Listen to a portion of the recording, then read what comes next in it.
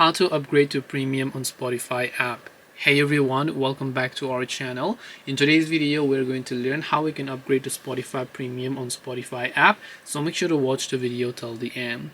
Now if you want to upgrade to premium without doing so from your browser, you can only do it if you have an Android phone, because only Android phone supports this.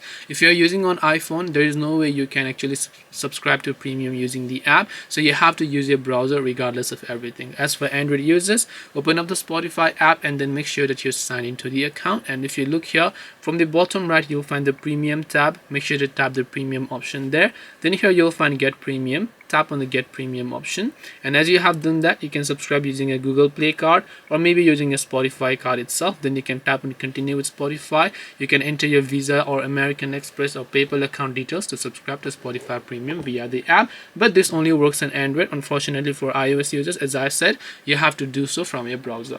So hope this video helped you. If you have got any questions, then feel free to leave them down below. Thank you for watching till the end of this tutorial, and see you soon in the next video.